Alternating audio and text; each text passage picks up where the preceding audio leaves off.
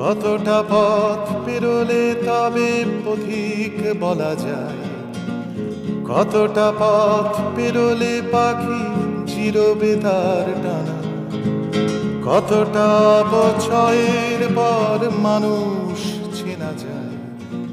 প্রশ্নগুলো সহজ আর উত্তর তো জানা।